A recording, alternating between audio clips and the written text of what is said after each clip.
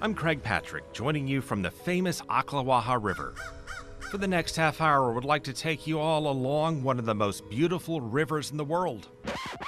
But we can't. It's very devastating to realize what was there and what was lost. This is the story of one of Florida's greatest natural treasures crushed and mangled. It looked like a war scene. That's the closest analogy I can come up with. It looked like it had been bombed. By the failures and follies of the Cross Florida Canal. It's a waste of money. We're throwing money into a rat hole.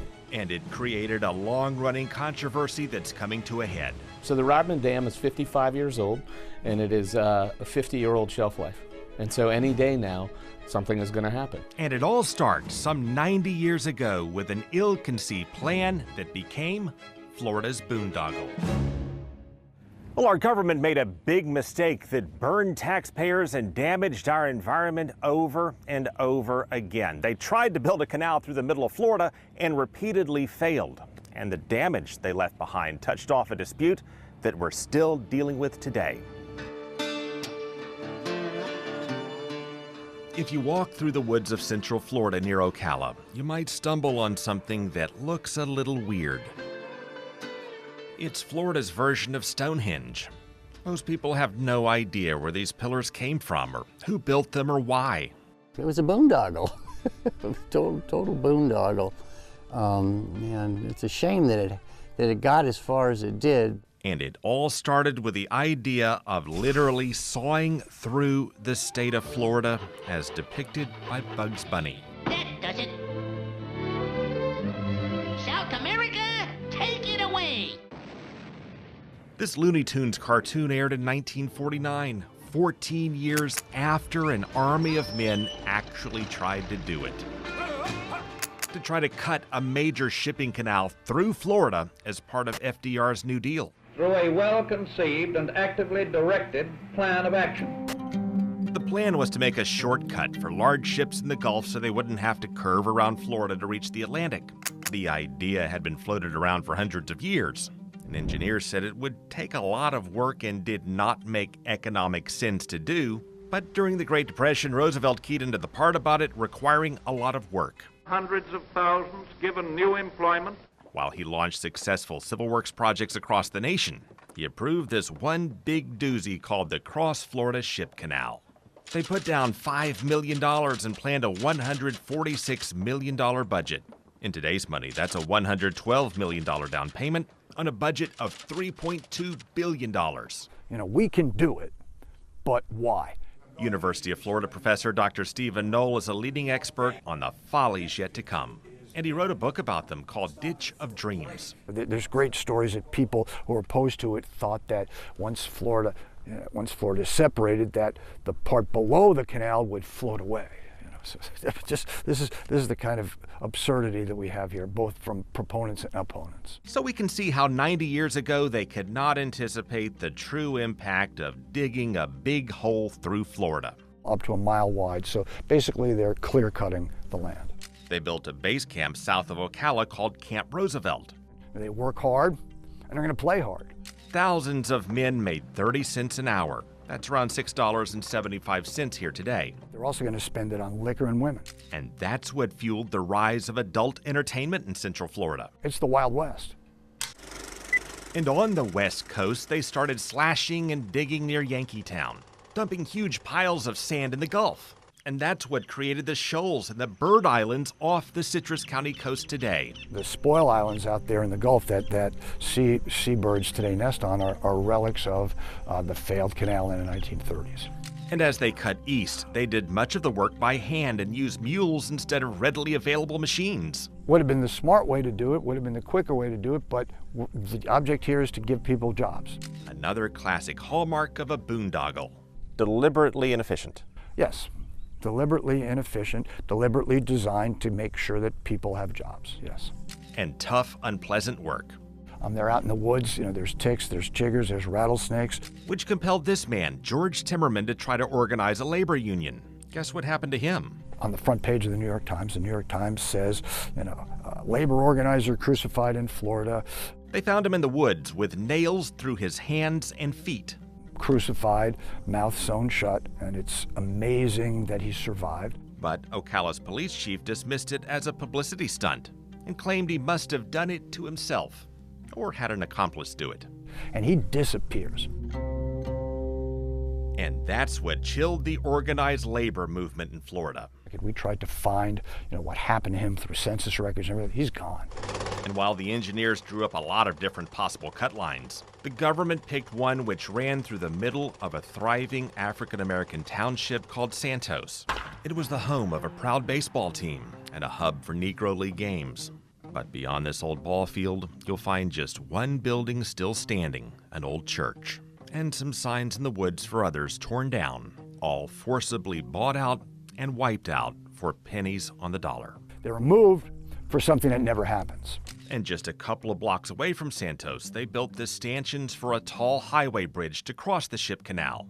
And that's how we got those weird pillars in the woods, as well as rectangular cuts through central Florida land. And if you look at a satellite map of Florida, you'll see the scars the whole fiasco left behind. Which brings us to why they never completed this canal that would have been 40 feet deep. What happens when you go 40 feet deep? You hit the Florida Aquifer. It would have flooded salt water into Florida's primary source of fresh drinking water. Well, I think the most amazing part of that is that they didn't think about it. Thankfully, farmers in the Tampa Bay and Orlando areas realized what was about to happen and knew it would ruin their crops. These salads are for the northern winter market. They warned Congress and the president they were about to lose their salad ingredients. And with that, a plan to keep funding the Cross-Florida Ship Canal failed in the Senate by one vote. But the story of Florida's boondoggle does not end there. In fact, it's still playing out because 30 years later, they decided to bring it back. Coming up, we'll show you how they revised the plans to spare the aquifer, but wound up causing a lot of other damage along the way.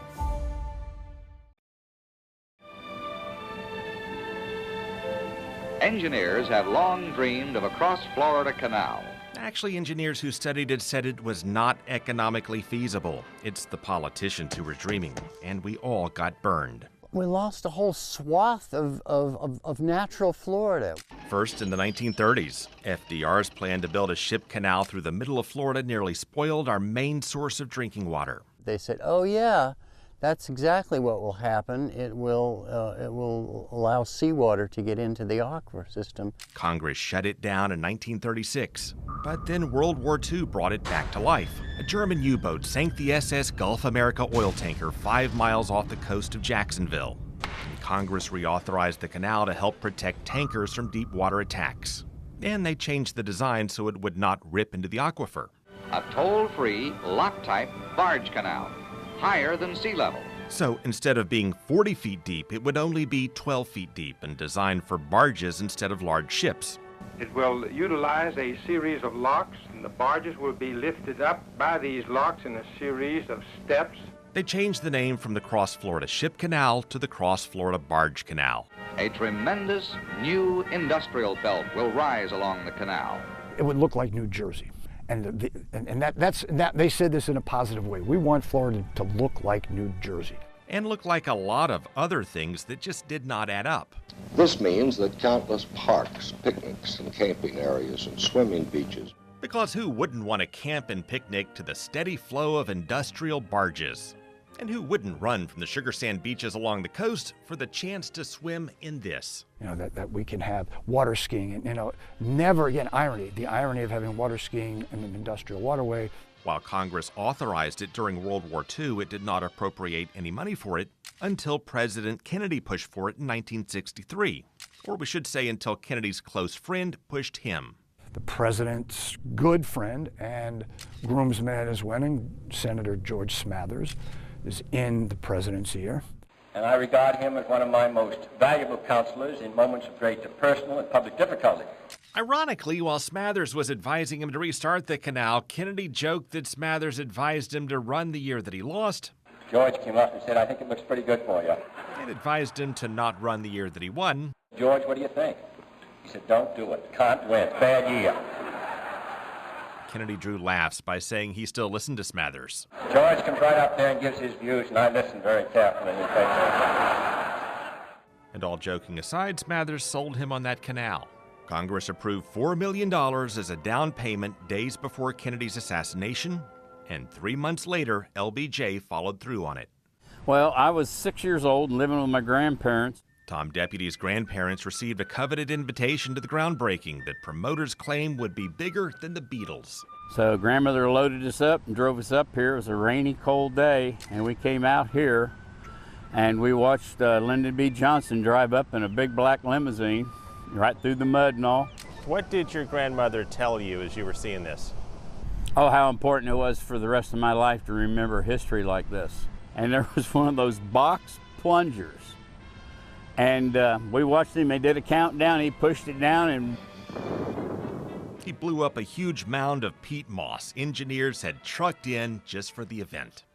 It pleases me to report to the people of Florida and the nation that the long-sought cross-Florida Barge Canal is now well underway. And while FDR's failed canal ripped a scar through Citrus County and Marion County, LBJ's failure tore up much more to the east. Real damage is done in the second go-round, yes. And unlike the 1930s when they mostly used mules, this time they used monsters. At least they called this a monster.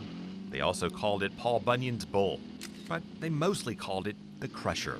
Instead of cutting things down, this huge tank, it was more like a military tank, would go running across them and just crush them in. To blitz through forests about an acre per hour and change natural rivers. The idea is to straighten it out, turn it into a canal cut. For environmentalists, it was a disaster. It looked like a war scene.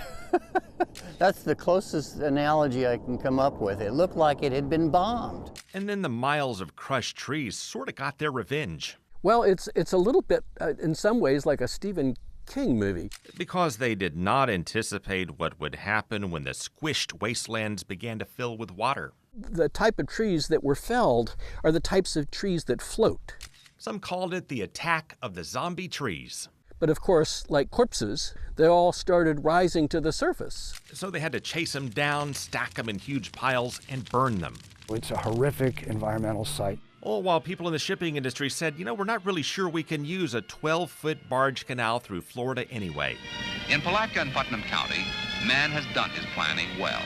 Moving of freight through by barge canals was out of date because the interstate highway system was largely constructed by then. In the interest of our space effort, giant boosters and missiles will be moved safely by barge. Assuming giant rocket boosters can maneuver through a narrow canal that's only 12 feet deep. Well, the canal is not big enough to handle those things.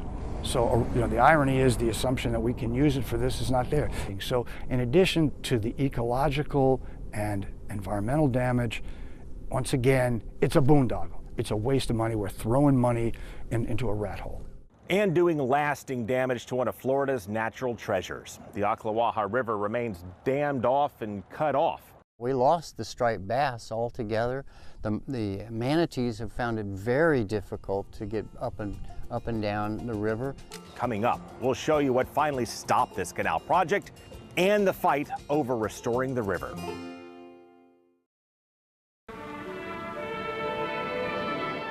I invite you now, on behalf of the state of Florida, to watch a brief, informative film on the amazing cross-Florida Barge Canal. It was amazing in terms of the miles of crushed land and the millions of dollars wasted. Our federal government tried to build a barge canal through the middle of Florida that engineers said would not pay off and that major shippers didn't need. Most people understood we didn't need a canal.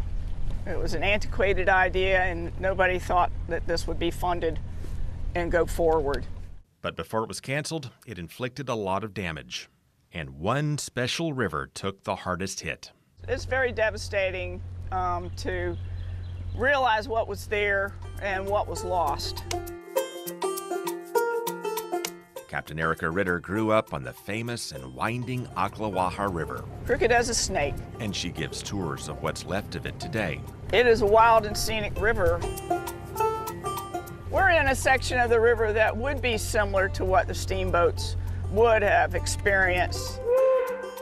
It was a narrow canopied channel, and it was usually most times of the year very clear water. It flowed freely north from the chain of lakes in central Florida to Silver Springs and the St. Johns River, or at least it did. If we could transport ourselves back to Florida in 1935, we would think it's Eden. It was a tourist paradise going back to the late 1800s. The reflections off the canopied foliage and off the river turns it into a fairyland. Long before rockets and theme parks, this canopied river was the crown jewel that drove Florida tourism, with the testimonials from the likes of President Grant, Thomas Edison, and Mary Todd Lincoln. In the olden days, when they had steamboats on this river, they would come at night through these wonderful narrow channels, and they would light torches on the steamboats for the tourist. And so you could see the eyes of the alligators shining in the distance. Author Harriet Beecher Stowe, who had turned her readers off the blight of slavery, later turned them onto the beauty of this. They compared it to the Amazon or the Nile or the Congo, even though they've never been to those places. But it's one of those wild and natural rivers that they see as going away. And rolling with striped bass and sturgeon and wildlife they had never seen before. And strange creatures in the river like manatees. What are those? And this is what they dammed up to build this reservoir to serve that ill-fated barge canal. Rodman Reservoir is already filled to its engineered boundaries. Here's the part of the river that continues to flow, and here's where they bottled it off for the canal. And here's where they cut off most of the natural flow to what were some of the most beautiful parts of the river. And they also cut off the natural path of migration for a lot of the fish. Well, a sturgeon, for example, they were in the river at one time too, but they're gone. We lost the striped bass altogether. The manatees have found it very difficult to get up and down the river. And that's where the naturalist who opposed the barge canal entered the picture. And Marjorie Harris Carr led the resistance. Marjorie Harris Carr was a mover and a shaker. She didn't take no for an answer. In 1969, she and a small group of scientists and activists formed a group called the Florida Defenders of the Environment. She literally runs this operation out of her kitchen with mimeograph machines and volunteers. Carr and the Defenders produced an environmental study that revealed the barge canal's toll on the environment, and they sued over it, fueling a tangle of extraordinarily complicated litigation. And lawsuits in which, unbelievably, the Army Corps of Engineers is both plaintiff and defendant in the same lawsuit. And they got Reader's Digest to publish a piece called Rape on the Ocklawaha. Reader's Digest is the journal of Middle America. And they read this and say, wow, this is crazy. What's the purpose of this thing? The protest reached President Nixon, and he issued an executive order to cancel the Barge Canal project in 1971. Nixon sees this as an opportunity. These people who hate me, if I do some environmental stuff, they might like me. But while they suspended construction of the canal, they just left what they had already constructed behind. For example, here's one of the locks. We could not go through it and wouldn't want to because it leads into a green mess and a dead end on the other side. And as we track north toward Palatka, we find the biggest thing they left behind. They did not take down the dam, and it still redirects most of the water from the river and divides Florida to this day. At some level, it's a cultural divide. A powerful state senator named George Kirkpatrick lobbied his fellow lawmakers to keep the dam in place. He said the reservoir behind the dam has good bass fishing and helps the surrounding economy. And it sparked a long-running battle between Marjorie Carr and George Kirkpatrick. It's bass boats versus kayaks is what it is. And state leaders sort of split the difference. They turned the land that had been set aside for the rest of the canal into a 110-mile-long park or greenway and named it after Marjorie Carr. And they kept the dam on the Ocklawaha and named it after George Kirkpatrick. Both spent their final years fighting over the dam, and both died more than 20 years ago. But now this story is taking yet another turn as lawmakers take a closer look at the dam. So the Rodman Dam is 55 years old, and it is a 50-year-old shelf life. And so any day now, something is going to happen. So will they replace the dam or will they finally take it down? Coming up, we'll hear from both sides as state lawmakers face a big decision.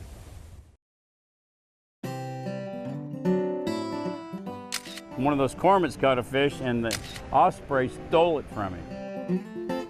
Tom Deputy has an eye for birds and a quick trigger finger, and he captures amazing pictures. because he knows what to look for at just the right moment.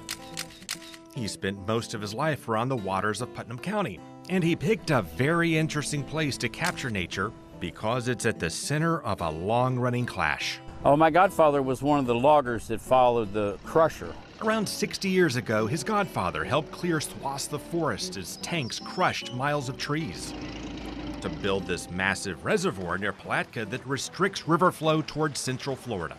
What kind of things did your godfather say about the project? You know, to him it was a job. It was, you know, to make ends meet. A job in the 1960s to build a barge canal through the middle of Florida. It became the largest public works project in U.S. history that never came to be. The trade of the nation will funnel into and through this canal crossroad of Florida. The Cross Florida Ship Canal and its successor, the Barge Canal, were canceled due to swelling costs and mounting environmental damage. It was crushing my front yard, so the crusher crawler was not my favorite machine. The total actual costs are hard to nail down, but appear to be more than $70 million through the decades, or more than $700 million in today's money. So that $700 million went into a ditch. And it includes the construction of this dam in Palatka that blocks the migration of fish and manatees south, submerges natural springs, and restricts the famous Ocklawaha River. Heartbreak, sadness, blocking the fish. It's I put it as a foot across her throat. And this has triggered a battle that's played out for more than 50 years that may finally be coming to a head. Of course, growing up here, I know everybody, and some of them are very, very strong-willed about their decision on yay and nay, both sides, and I see both sides. And so do we when we meet people fishing near the dam. You've got a lot of people on that lake have valuable property. They built on that lake for a reason. Those who want the dam to stay include nearby homeowners who say losing the dam would drain this water. It's going to smell bad, I can tell you that. And drain nearby property values. Because it's going to be a mud pit in the backyard. Those who want to keep the dam also say it's good for fishing, though this depends on who you ask and when you ask. Years ago, the dam kept a lot of fish in. But over time, it's also restricted a natural path of migration in and out. And then they all travel down through these systems into the natural springs to, repopulate. But when you have these systems like this and these locks and these dams controlling the water, it controls everything else as well, which depletes the fishing population, and it just hurts everything on the ecosystem, really. You're saying the fishing would be better without the dam? Yes, I think it would. And people who live south of the dam as you head toward Orlando and Tampa feel the effects. You've got a lot of what I think is economic development that's tied up in having the dam there by those that like to guide fishing and other things. The con is that that's not the natural state of the river, and there are a lot of properties downriver that would like to have the natural flow restored. And now the dam is aging, and the Army Corps of Engineers National Inventory classifies it as a high hazard potential dam. That means if it fails, it carries the potential for significant damage and probable loss of human life. And we have to decide whether or not we're going to take a proactive stance to return the Ocklawaha back to its original form or replace the dam and keep it as it is now. Since President Nixon stopped the Barge Canal, the federal government has favored removing the dam. And every Florida governor has also supported removing it until Governor Rick Scott took over. He took no public stance. And Governor Ron DeSantis is also not on record either way. Have you gotten through to Governor DeSantis? We met with his chief of staff. We met with his head attorney, some other staff people. They all were shaking their head. Yeah, it makes sense to do this. And what did they do after that? And that's where the screen goes dark. Nothing. Well, as the dam continues to age, the state will eventually have to make a decision of whether to replace or remove it. And that will be the next and possibly final chapter in this long-running story of the Cross Florida Canal. Thank you for watching this special presentation of Fox 13 News.